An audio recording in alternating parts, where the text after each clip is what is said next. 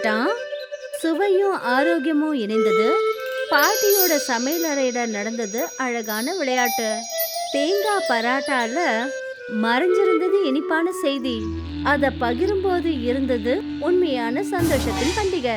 இங்க இனிப்பு சர்க்கரையில மட்டும் இருக்கிறது இல்ல, ஒவ்வொரு பிரார்த்தனையும் கருணையாவும் பகிர்வாவும் மலர்கிறது. மீட்டாப்பூர்னு பிரகாசமான விளையாட்டுத்தனமான ஒரு கிராமம் இருந்தது. அங்க இருக்கிற விடியல், சிரிப்பு, கோவில்ல அடிக்கிற மணியோசை, பறவைகளோட சத்தம், அப்புறம் ஒவ்வொரு வீட்ல இருந்தும் காலை உணவுல இருந்து வர வாசனை. பசங்க ஸ்கூல் பேக்கை எடுத்துக்கிட்டு ஓடிட்டு இருக்காங்க. கடைக்காரங்க அவங்க கடைகளை திறந்தாங்க. அப்புறம் வயசானவங்க கூடி உட்காந்துக்கிட்டு சந்தோஷமா பேசிட்டு இருந்தாங்க. இதே கிராமத்துல கோலுன்னு பேர் கொண்ட 8 வயசு பையன் தன்னோட பாட்டி கூட இருக்கான். இது காலை நேரம். கோலுவோட பாட்டி பூஜை ஆராதனை பண்ணிட்டு இருந்தாங்க. அப்பதான் கோலு கடவுள் சிலைக்கு முன்னாடி கைக்குப்பி வணங்கி உட்காந்துருந்தான். பாட்டி பாருங்க, எப்பவும் போல நான் சீக்கிரமா எழுந்து பூஜைக்கு வந்துட்டேன். இப்ப சீக்கிரம் எனக்கு லட்டு கொடுங்க.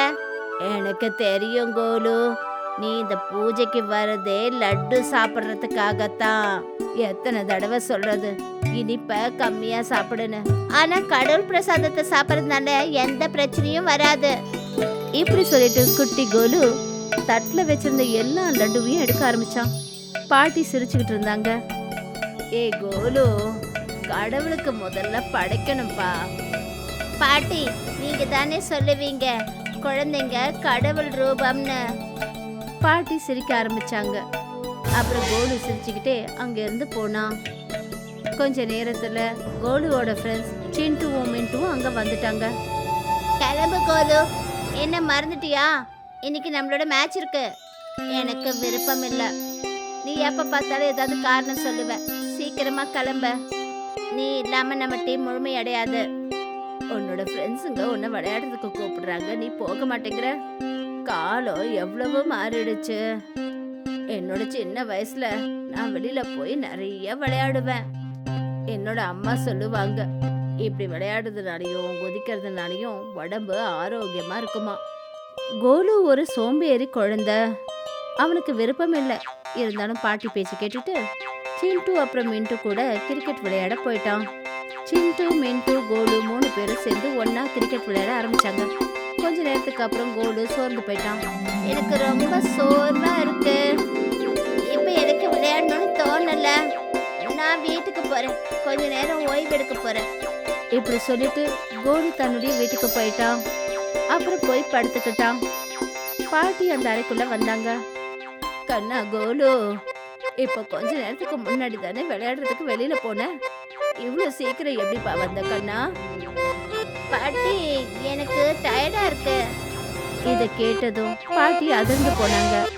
எத்தனை தடவை சொல்றது, போஷாக்கான ஆகாரங்களை சாப்பிடணும். ஆனா நான் சொல்றது எதையுமே கேட்க மாட்டேங்கிற. நாள் முழுக்க சாக்லேட், இனிப்பு, டாஃபி இந்த மாதிரியே சாப்பிட்டுட்டு இருக்கேன். இது எல்லாமே நம்மளோட உடலுக்கு நிறைய பாதிப்பை ஏற்படுத்தும். நான் உனக்கு ஆரோக்கியமான உணவை சமைச்சு கொடுக்கறேன். இப்படி சொல்லிட்டு பாட்டி சமையல் அறைக்கு போனாங்க. அப்புறம் காய்கறிகளை ரெடி பண்ணாங்க. இந்த கோலு, இன்னைக்கு உனக்கு போஷாக்கான உணவை சமைச்சிருக்கேன். இதை நீ சாப்பிட்டு தான் ஆகணும். நீ ரொட்டியே சாப்பிட்றது கிடையாது. கோலு முகத்தை உம்முன்னு வச்சுக்கிட்டு அந்த பிளேட்டை பார்த்தான். பாட்டி, இந்த காய்கறிகளை பார்த்தா எனக்கு வாந்தி வருது. நீங்க எனக்கு கொஞ்சம் காசு கொடுங்க. நான் வெளியில போய் சாக்லேட்டும் டாஃபியும் வாங்கி சாப்பிட்றேன். அதுலயே என் வயிறு நிறைஞ்சிடும். இதை கேட்டதும் பாட்டிக்கு கொஞ்சம் கோவம் வந்துடுச்சு. கோலு, இதெல்லாம் நீ சாப்பிட்டினா உடம்பு சரியில்லாம போயிடும். இல்ல, நான் உனக்கு காசு கொடுக்க மாட்டேன். நீ இதைத்தான் சாப்பிட்டு ஆகணும். கோலு ரொம்ப பிடிவாதக்காரன். இதை ஒத்துக்கவே அவன் தயாராகி இல்ல. ஆனா பாட்டி, நான் சாக்லேட் டாஃபி மட்டும் தான் சாப்பிடுவேன். கோலுவோட பிடிவாதத்துக்கு முன்னாடி பாட்டி கொஞ்ச நேரத்துல தோல்வி அடைஞ்சிட்டாங்க. சரிப்பா சரி, நீ கேக்குற மாதிரி காசு கொடுக்குற. நீ வெளியில போய் சாக்லேட்டும் டாஃபியும் சாப்பிடு. ஆனா அதுக்கு நீ ஒரே ஒரு ரொட்டியாவது சாப்பிட்டு தான் ஆகணும். நீயே உன்னை பார்த்தல, கொஞ்ச நேரம் கிரிக்கெட் விளையாடினதும் சோர்ந்து போயிட்ட. இப்பவே உன்னோட நிலைமை எப்படின்னா, கொஞ்சம் வளர்ந்தினா உன் நிலைமை என்ன ஆகுறது? இப்படி சொல்லிட்டு பாட்டி வலுக்கட்டாயமா ஒரு ரொட்டியை அவனுக்கு கொடுத்தாங்க. கோலு முகத்தை உம்முன்னு வச்சுக்கிட்டு பாட்டி கையால சாப்பிட ஆரம்பிச்சான். கொஞ்ச நேரத்துக்கு அப்புறம் பாட்டி அவனுக்கு காசு கொடுத்தாங்க. கோலு உடனே வெளியில போயிட்டான். கடையில இருந்து சாக்லேட்டும் டாஃபியும் வாங்கினான். அப்புறம் சாப்பிட ஆரம்பிச்சான். பாட்டிக்கு பைத்தியம் முடிச்சு போச்சு. காஃபி சாக்லேட் சாப்பிட்றதுல இருக்கிற சந்தோஷம் அந்த ரொட்டியையும் காய்கறிகளையும் சாப்பிட்றதுல எங்கிருந்து கிடைக்கும்? கோலுவோட பாட்டி தூரத்துல இருந்து கோலு சாக்லேட் சாப்பிட்றத பார்த்துட்டு இருந்தாங்க. அவங்க முகத்துல சந்தோஷம் இல்லை, ஆனா அவங்க முகத்துல கவலை ரொம்ப தெளிவா தெரிஞ்சது. அவங்களோட மனசே பாரமாயிடுச்சு. இப்ப இந்த கோலுவை பார்க்கும்போது எனக்கு ரொம்ப கவலையா இருக்கு. நான் சீக்கிரமா ஏதாவது ஒரு செஞ்சாகணும். இப்படியே விட்டா கோலுக்கு ரொம்ப மோசமா உடம்பு சரியில்லாம போயிடும். மறுநாள் பாட்டி ரொம்ப கவலையில இருந்தாங்க. கோலுவுக்காக போஷாக்கான டிஃபனை செஞ்சுட்டு இருந்தாங்க. அவங்க மனசுக்குள்ள ஒரு முடிவு பண்ணிட்டாங்க. கோலுவோட இந்த பழக்கத்தை எப்படியாவது மாத்தி ஆகணும்னு. இல்ல பாட்டி, எனக்கு கொஞ்சம் கூட இப்ப பசி இல்ல. நான் விளையாட போறேன். இதை கேட்டுட்டு பாட்டி அதிர்ச்சி ஆனாங்க. கோலு ஏதோ சாக்கு போக்கு சொல்லுது அவங்களுக்கு ரொம்ப தெளிவா தெரிஞ்சது. இப்படி சாக்கு போக்கு பண்ணிட்டு போறது எனக்கு நல்லா தெரியுதுடா. நேற்று உன்னோட ஃப்ரெண்ட்ஸ் உன்னை பார்க்க வந்த போது விளையாடுறதுக்கு கூப்பிட்டாங்க, ஆனா உன்னால முடியாதுன்னு. இன்னைக்கு உனக்கு விளையாடணும்னு தோணுதா? எனக்கு புரியுது, இதெல்லாம் உன்னுடைய சாக்கு போக்கு. போஷாக்கான சாப்பாடை சாப்பிடக்கூடாதுன்னு. கோலு பாட்டிக்கு எந்த ஒரு பதிலையும் சொல்லல. அப்புறம் அங்கேருந்து வெளியே ஓடி வந்துட்டான். கிரவுண்ட்ல சின்ட்டுவும் மீன்ட்டுவும் ஃபுட்பால் விளையாடிட்டு இருந்தாங்க. கோலு அவங்க கிட்ட போனா, அட, இன்னைக்கு நீங்க 2 பேரும் கிரிக்கெட் விளையாடலையா? ஃபுட்பால் தான் விளையாடுறீங்களா? நீயும் எங்களோட சேர்ந்து கிரிக்கெட் விளையாடணும்னு ஆசைப்பட்டோம். ஆனா உனக்கு கிரிக்கெட்ல எந்த இன்ட்ரெஸ்டும் இல்லை. அதான் நாங்க முடிவு பண்ணிட்டோம், நாம ஃபுட்பால் விளையாடலான்னு. நானும் ஃபுட்பால் விளையாடுறேன். இதை கேட்டதும் சின்ட்டு சிரிக்க ஆரம்பிச்சான். உனக்கு என்ன பைத்தியமா? நீ ஃபுட்பால் எங்கேருந்து விளையாடுவ? எங்க 2 பேரையும் பார்த்தியா? நாங்க ஃபிட்டா இருக்கோம். நாங்க ஓடும்போது எங்களுக்கு மூச்சே எடுக்காது. ஆரோக்கியமான உடம்புள்ளவங்க தான் ஃபுட்பால் விளையாடலாம். ஆனா நீ எவ்வளவு பலவீனமா இருக்க. மின்ட்டு சொன்னதை கேட்டு கோலு அதிர்ச்சியானா. அவன் மனசுக்கு இந்த விஷயம் ரொம்ப கஷ்டமா இருந்தது. யார் சொன்னா நான் பலவீனமா இருக்கேன்னு? அட, இந்த கிராமமே சொல்லுது நீ பலவீனமா இருக்கேன்னு. நீ போஷாக்கான உணவு சாப்பிட்றது இல்லைன்னு எல்லாருக்கும் தெரியும். ரொட்டி சாப்பிட மாட்டேங்கிற, காய்கறி சாப்பிட மாட்டேங்கிற, வெறும் மிட்டாயி சாக்லேட்னு தான் சாப்பிட்ற. இதை கேட்டதும் கோலுவுக்கு கோவம் வந்துடுச்சு. அட, நம்ம கிராமத்தோட பேரு மிட்டாய்பூர். கிராமத்து பேரு மிட்டாய்பூர்னு இருந்தா என்ன? அப்போ நாம உண்மையான சாப்பாடை விட்டுட்டு எப்ப பார்த்தாலும் மிட்டாய் சாப்பிடணும்னு நீ சொல்ல வரியா? அப்ப நீ சொல்றதுக்கு அர்த்தம் என்ன? அப்ப இந்த மிட்டாய் சாக்லேட் இதெல்லாம் சாப்பாடு கிடையாதா? இல்ல, மிட்டாயும் சாக்லேட்டும் உண்மையான சாப்பாடு இல்ல. அன்னைக்குமா நீ மறந்துட்ட போல இருக்கு. இன்னும் கொஞ்ச நாள்ல மிட்டாய்பூர் கிராமத்துல ஆண்டு கூட்டு திருவிழா நடக்க போகுது. அதுல எல்லாரும் உண்மையான உணவுகளை சமைப்பாங்க. அப்புறம் அது எல்லாத்தையும் பண்டிகைக்கு உணவு செய்ய முடியாதவங்களுக்கு கொடுப்பாங்க. இப்ப நாமளும் பெரியவங்கள வளர்ந்துட்டோம், நாமளும் அதுல பங்கெடுத்துப்போம். ஆனா அந்த நிகழ்ச்சியில உன்னால சேர முடியாது.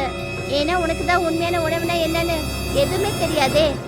இப்படி சொல்லிட்டு சின்ட்டுவும் மீன்ட்டுவும் சிரிக்க ஆரம்பிச்சாங்க. அவங்களோட சிரிப்பு கோலுவோட இதயத்தை கிழிச்சுது. அவன் ரொம்ப சோகத்தோட வீட்டுக்கு திரும்பி வந்தான். கோலு சோகமா இருக்கிறத பார்த்து பாட்டி அதிர்ச்சியானாங்க. அவன் எப்பவும் சிரிச்சுக்கிட்டு வீட்டுக்கு வரவன், ஆனா இன்னைக்கு அவனோட முகமே சோகமா இருந்தது. கண்ணா கோலு, நீ ஏன்பா சோகமா இருக்க? நீ எப்பவும் சிரிச்சுக்கிட்டே தானே வீட்டுக்கு வருவ? கோலுவோட கண்ணுல இருந்து கண்ணீர் வர ஆரம்பிச்சது. சின்ட்டு மின்ட்டு சொன்னது எல்லாத்தையும் அவன் பாட்டி கிட்ட சொல்லிட்டான். சின்ட்டுவும் மின்ட்டுவும் என்ன கேலி பண்ணாங்க. அவங்க என்ன பலவீனமானவன் சொன்னாங்க. அப்புறம் அவங்க இதுவும் சொன்னாங்க, உண்மையான உணவுனா எனக்கு என்னன்னு தெரியாதான். அப்புறம் கொஞ்ச நாள்ல நம்ம கிராமத்துல ஆண்டு கூட்டு திருவிழா நடக்க போதான். அதுல கூட நான் சேர முடியாதான். ஏன்னா உண்மையான உணவு என்னன்னு எனக்கு தெரியவே தெரியாது. இப்படி சொல்லிட்டு கோலு தேம்பி தேம்பி அழ ஆரம்பிச்சான். ஆண்டு கூட்டு திருவிழா கிராமத்தோட ஆனந்தமான நாளா இருந்தது. ஒவ்வொரு குடும்பமும் வீட்டுல ஏதாவது சமைச்சு உணவை பக்கத்து வீட்டுக்காருக்கு, விருந்தாளிக்கு, அப்புறம் முக்கியமா அந்த மாதிரி ஆளுங்களுக்கு பகிர்ந்து கொடுப்பாங்க. யாரு பண்டிகைக்கான சமையல சமைக்க முடியாதோ அவங்களுக்கு. இந்த பண்டிகை வெறும் சாப்பாட்டுக்கு மட்டும் இல்ல, அது கருணை அப்புறம் சமூக உணர்வோட சின்னமா விளங்கியது. அமைதியா கோலு, உன்னோட மனசை நான் கஷ்டப்படுத்த விரும்பல, ஆனா உன் நண்பர்கள் சொன்னது உண்மைதான். இத கேட்டுட்டு கோலு தன்னோட கண்ணை தொடச்சுக்கிட்டான். இப்ப நீங்களும் என்ன கிண்டல் பண்றீங்களா பாட்டி? இல்ல இல்ல, சரி, இத சொல்லு, உன்னோட அழுகைக்கு உண்மையான காரணம் என்ன? கோலுவோட கண்கள்ல திடீர்னு பிரகாசம் ஏற்பட்டுச்சு. பாட்டி, நானும் அந்த பண்டிகையில பங்கெடுத்துக்கணும்னு விரும்புறேன். நான் விரும்புறது அந்த போட்டியில கலந்துக்கிட்டு நான் ஜெயிக்கணும். அப்படி நான் ஜெயிச்சிட்டேன்னா சிண்டுவும் மிண்டுவும் என்ன கிண்டல் பண்ணவே முடியாது. சரிப்பா, ஆனா அதுக்கு நீ உண்மையான உணவுகளை சாப்பிடணும். அப்புறம் அதை செய்யவும் நீ கத்துக்கணும். இதை கேட்டுட்டு கோலுவோட முகத்துல மறுபடியும் கோவம் வந்தது. இல்ல பாட்டி, நான் அந்த போட்டியில ஸ்வீட்டு தான் செய்வேன். ஏன்னா நம்ம கிராமத்தோட பேரு மிட்டாய்பூர். அதனால இனிப்பான உணவை செஞ்சு தான் இந்த போட்டியில நான் ஜெயிக்கணும். பாட்டி ஆழ்ந்த யோசனையில முழுகிட்டாங்க. அவங்களுக்கு இப்ப புரிஞ்சிடுச்சு, கோலுவுக்கு புரிய வைக்கிறதுக்கு ஏதாவது புதுமையா செய்யணும்னு. அப்படின்னா சரி, நீ இப்போ அமைதியாயிடு, நான் இத பத்தி ஏதாவது யோசிக்கிறேன். கோலுவோட பாட்டி ராத்திரி முழுக்க ஏதோ யோசனையில ஆழ்ந்திருந்தாங்க. அவங்க மனசுல கோலுவோட பிடிவாதம், அவனோட பலவீனம், அப்புறம் வரப்போற பண்டிகை பத்தின கவலை சுத்திட்டு இருந்தது. திடீர்னு அவங்களுடைய உதட்டுல லேசான சிரிப்பு தோன்றுச்சு. ஏதோ ஒரு வழி அவங்களுக்கு கிடைச்சிட்ட மாதிரி. அப்படின்னா நான் இதைத்தான் செய்யணும். இந்த பண்டிகை கோலுவுக்கு ஒரு நம்ப முடியாத பாடத்தை கத்து கொடுக்குற சம்பவமா அமையணும். கோலுவோட பிடிவாதம், அவன் அப்படி ஒரு உணவை தயாரிக்கணும்னு நினைக்கிறான், அது இனிப்பா இருக்கணும். நான் இதைத்தான் செய்ய போறேன். ஆரோக்கியமான உணவை அவன் சாப்பிடுற மாதிரி நான் பண்றேன். மறுநாள் பாட்டி கோலு கிட்ட ரொம்ப ரகசியமா போனாங்க. அவங்களோட முகத்துல தன்னம்பிக்கை தெளிவா தெரிஞ்சது. கோலு, நீ நேத்து சொன்னதை நான் ரொம்ப யோசிச்சேன். அப்புறம் நான் முடிவும் பண்ணிட்டேன். இந்த வருஷம் நம்ம புதுமையா ஏதாவது செய்வோம். உனக்கு பிடிச்ச மாதிரி ஏதாவது இனிப்பா, ஆனா பலத்தை கொடுக்க கூடியது. இதை கேட்டதும் கோலுவோட கண்கள்ல ஒளிர் வீசிச்சு. இனிப்பா? பாட்டி, நீங்க என் மனசை சந்தோஷப்படுத்திட்டீங்க. இப்ப சீக்கிரம் சொல்லுங்க, அது என்னது? தேங்காய் பராட்டா. இதை கேட்டதும் கோலு அதிர்ந்து போனா. தேங்காய் பரோட்டாவா? நான் இந்த மாதிரி பரோட்டாவை பத்தி முதல் தடவையா கேட்கிறேன் பாட்டி. இப்படி சொல்லிட்டு கோலு தன்னுடைய முகத்தை ஒரு மாதிரி காட்டினான். பாட்டி சிரிச்சாங்க. உனக்கு தெரியாது கோலு, இந்த பராட்டாக்குள்ள ஒரு இனிப்பான கசானாவே மறைஞ்சிருக்கும். தேங்காய், வெல்லம், அப்புறம் ஏலக்காய் இதுக்கு இனிப்பான சுவையை கொடுக்கும். இருந்தாலும் இது போஷாக்கானது, வயிறும் நிறைய கூடியது. இதை கேட்டதும் கோலு ஆர்வமாயிட்டான். அப்படி இதான் விஷயம்னா இதை எப்படி செய்யறதுன்னு நான் கண்டிப்பா கத்துக்கிறேன் பாட்டி. அப்படின்னா வா, சமையல் அறைக்கு போவோம். இன்னைக்கு நீ வெறும் சாப்பாடு மட்டும் சாப்பிட போறதில்ல, ஆனா நீ கத்துக்க போற எப்படி சமைக்கிறதுன்னு. கொஞ்ச நேரத்துல சமையல் அறையில ஒரு ஆர்வமான பயணம் தொடங்க ஆரம்பிச்சது. பாட்டி கோதுமை மாவை எடுத்தாங்க. கோலுவை பார்த்து சிரிச்சாங்க. இதுதான் பலத்தோட அடித்தளம். அவங்க அதுல மெல்ல மெல்ல தண்ணீரை ஊத்துனாங்க. தைரியம் ரொம்ப முக்கியம் கோலு. இப்ப இந்த மாவை நீ பிசையணும். கோலு அந்த மாவை பிசையறதுக்கு முயற்சி பண்ணான். அந்த மாவு அவனோட கைக்கு வித்தியாசமான உணர்வு கொடுத்தது. அப்பதான் சிண்டுவும் மிண்டுவும் அங்க வந்தாங்க. ஏய் கோலு, நாங்க சொன்னதை நீ மனசுல எடுத்துக்கிட்டேன்னு நினைக்கிறோம். ஆமா, நான் போட்டியில கலந்துக்க போறேன். அப்புறம் உங்க 2 பேரையும் தோக்கடிச்சிருவேன். இதை கேட்டதும் சிண்டுவும் மிண்டுவும் அமைதியாயிட்டாங்க. பாட்டி சிரிச்சாங்க. உன் நண்பர்கள் கிட்ட இப்படி எல்லாம் பேசக்கூடாது கோலு. எப்பவும் ஞாபகம் வச்சுக்கோ, எல்லாரோட சேர்ந்திருந்தா தான் நல்ல வளர்ச்சி உண்டாகும். நீ உன்னோட ஃப்ரெண்ட்ஸுங்களையும் உன் கூட சேர்த்துக்க. இதால நீ சீக்கிரமா கத்துப்ப. 8 வயது கோலுவோட மனசு சுத்தமா இருந்தது. அவன் மறுபடியும் சிரிச்சான். சிண்டுவும் மிண்டுவும் அவன் சிரிக்கிறத பார்த்து கேலி பண்ணாங்க. பாட்டி அந்த தருணத்தை காமெடியா மாத்தினாங்க. மாவுங்கிறது நம்ம வாழ்க்கை போல, அத அன்பாதான் கடக்கணும். கொஞ்ச நேரத்துக்கு அப்புறம் பாட்டி என்ன சொன்னாங்கன்னா, அதுல அற்புதமான சேர்க்க வேண்டிய விஷயங்களை சொன்னாங்க. அவங்க தேங்காய் உடைச்சாங்க.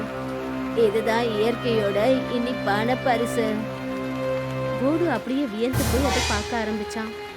பாட்டி அதை வெள்ளை பனித்துளிகளை போல தேங்காவை துருவி எடுத்தாங்க. அப்புறம் அதை வெள்ளத்தோட கடாயில சேர்த்தாங்க. வெல்லம் சர்க்கரையை விட உடம்புக்கு ஆரோக்கியமானது, அது சக்தியையும் கொடுக்கும். அதுக்கப்புறம் ஒரு ஏலக்காவை போட்டாங்க. இதுதான் மந்திர வாசனை. பாட்டியோட சமையலற பண்டிகை போல மனத்தோட நிறைஞ்சது. கோலு கவனமா பார்த்துக்கிட்டு இருந்தான். அதாவது சாதாரணமான பொருட்கள்ல எவ்வளவு சுவையான உணவு தயாரிக்கிறாங்கன்னு. ரெசிபிங்கிறது வெறும் பொருட்களை வச்சு இல்லை, அதை பார்த்து பார்த்து செய்யறது, அப்புறம் அன்போடு செய்யறதும் உண்டு. கோலுவுக்கு அப்பதான் புரிஞ்சுது, மார்க்கெட்ல விற்கிற இனிப்புகள் உடனே கிடைச்சிரும், ஆனா வீட்டுல சமைக்கப்படுறது நேரம் அப்புறம் மனசையும் கேட்கும். பாட்டி ரொம்ப பொறுமையா அந்த பூர்ணத்தை மாவுக்குள்ள வச்சாங்க. இப்ப இத தரட்டுங்க. கோலு தரட்ட ஆரம்பிச்சான். ஆரம்பத்துல பூரணம் வெளியே வந்தது. சின்ட்டுவும் மின்ட்டுவும் மறுபடியும் சிரிச்சாங்க. கோலு கொஞ்சம் நேரம் வெக்கப்பட்டான். தப்ப மறுபடியும் சரி செஞ்சு கத்துக்கலாம். உன் நண்பர்கள் சிரிக்கிறத பார்த்து கோவப்படாத.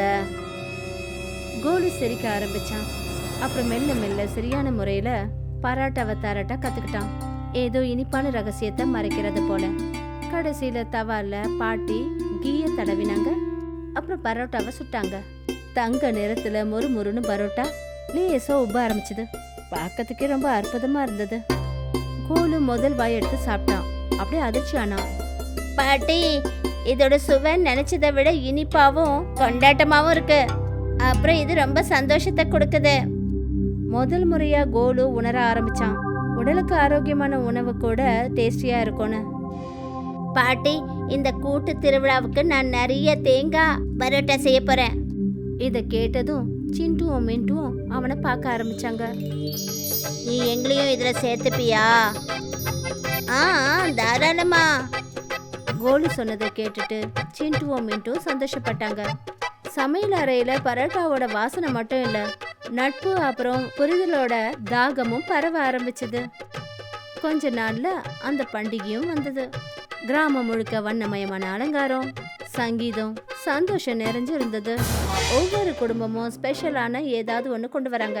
ஒரு இடத்துல பாயாச வாசனை, ஒரு இடத்துல போகாவோட மனம் வீசுச்சு, சில இடத்துல பூரியும் லட்டுவும் அலங்கரிச்சிருந்தாங்க. அந்த இடமே ரொம்ப சந்தோஷமா நிறைஞ்சிருந்தது. கோலு ரொம்ப பெருமையா தேங்காய் பரோட்டா கூட எடுத்துட்டு வந்தான். அவனுடைய முகத்துல தன்னம்பிக்கை தெளிவா இருந்தது. கோலு, இது சாதாரண பரோட்டா மாதிரி தெரியுதே. ஒரு தடவை சாப்பிட்டா இதத்தான் புகழ்ந்து பாடுவ. அந்த குட்டி பொண்ணு சின்ன பரோட்டாவை சாப்பிட்டதுமே அவ அதிர்ந்து போனா. இது ரொம்ப கலக்கலா இருக்கு. இந்த மாதிரி ஒரு சுவையான பரோட்டாவை என் வாழ்க்கையில இது வரைக்கும் நான் சாப்பிட்டதே இல்லை. இதை கேட்டுட்டு குழந்தைங்க எல்லாரும் பரோட்டா சாப்பிட ஆரம்பிச்சாங்க. அப்புறம் ஒவ்வொருத்தர எல்லாரும் அதிர்ந்து போனாங்க. கொஞ்ச நேரத்துல கோலு கொண்டு வந்த உணவு அந்த பண்டிகையோட பெரும் ஈர்ப்பாயிடுச்சு. அப்பதான் கோலுவோட பார்வை ஒரு சின்ன பொண்ணு மேல பட்டுச்சு. அவ கூட்டத்தை விட்டு ரொம்ப தூரத்துல அமைதியா உட்கார்ந்திருந்தா. அவளோட கண்ல திருவிழாவோட சந்தோஷம் இல்ல, பாவம் சோகம்தான் இருந்தது. நீ ஏங்க ரொம்ப சோகமா இருக்க? எல்லா பசங்களும் சந்தோஷமா இருக்காங்க, சிரிக்கிறாங்க, விளையாடுறாங்க. அம்மா, உன் பேர் என்ன? என்னோட பேரு ராணி. இப்படி சொல்லிட்டு ராணி தன்னுடைய வயித்தை பிடிச்சுக்கிட்டா. நான் காலையில இருந்து எதுவும் சாப்பிடல. இதை கேட்டுட்டு கோலு அதிர்ச்சி ஆனா. ஆனா ஏன்? எங்க அம்மாவுக்கு உடம்பு சரியில்லை. அவங்களுக்கு உடம்பு சரியில்லாததுனால எங்க வீட்டுல இந்த பண்டிகைக்கான உணவை எதுவுமே செய்ய முடியல. கோலுவுக்கு பாட்டி சொன்னது ஞாபகம் வந்தது. உணவுங்கிறது நன்றி உணர்வையும் பகிர்வதையும் வெளிப்படுத்தும் வகையாகும். ஒரு நொடி கூட வீணடிக்காம அவன் தன்னுடைய கூடையில இருந்து ரொம்ப பெரிய சுவையான தேங்காய் பராட்டா எடுத்தான். ராணி கிட்ட கொடுத்தான். ராணி அதை கொஞ்சம் கொஞ்சமா சாப்பிட ஆரம்பிச்சா. அவளோட கண்ணுல கண்ணீர் வர ஆரம்பிச்சது. இந்த பரோட்டா வீட்டுல சாப்பிடுற மாதிரியே சுவையை கொடுக்குது. கோலுவோட மனசுல ஒரு விசித்திரமான சந்தோஷம் தெரிஞ்சது. இந்த சந்தோஷம் இனிப்ப சாப்பிட்றத விட பெருசா இருந்தது. இதை பகிர்ந்து கொடுக்கற சந்தோஷம் இருந்தது. பாட்டி தூரத்துல நின்று இதெல்லாம் பார்த்துட்டு இருந்தாங்க. அவங்க ரொம்ப பெருமையா இதை பார்த்தாங்க. அவங்க புரிஞ்சுக்கிட்டாங்க அவங்களுடைய பாடம் வெற்றி அடைஞ்சதுன்னு. கோலு ரெசிபியை மட்டும் கத்துக்கல, அவன் கருணைன்னா என்னன்னு கத்துக்கிட்டான். அன்னைக்கு ராத்திரி கோலு பாட்டி பக்கத்துல உட்கார்ந்துருந்தான். அவன் முகத்துல முதல்ல போல பிடிவாதம் இல்ல, புரிதல் இருந்தது. பாட்டி, இப்ப நான் புரிஞ்சுக்கிட்டேன். உணவுங்கிறது சுவைக்காக மட்டும் இல்ல, உணவை வீணடிக்க கூடாது. உணவுங்கிறது ஒரு ஆசீர்வாதம். ஒவ்வொரு உணவிலையும் ரொம்ப இனிப்பான பகுதி எதுனா அடுத்தவங்களோட பகிர்ந்துக்கிறது. பாட்டி சிரிச்சாங்க. அவங்க முகத்துல ஒரு திருப்தி தெரிஞ்சது. காலத்துக்கு ஏத்த மாதிரி மீட்டாப்பூர்ல தேங்காய் பரோட்டா திருவிழாவோட பாரம்பரியமா மாறுச்சு. இப்போ ஒவ்வொரு வருஷமும் இந்த திருவிழால தேங்காய் பரோட்டா கண்டிப்பா செய்வாங்க. கோடு இப்போ இனிப்பை மட்டும் சாப்பிடுற பையன்ல கிடையாது. இனிப்பு மனசு உடைய ஒரு குழந்தையா மாறிட்டான். உண்மையான இனிப்பு சர்க்கரையில இல்ல, அத பகிர்ந்து கொடுக்கறதுல தான் இருக்கு.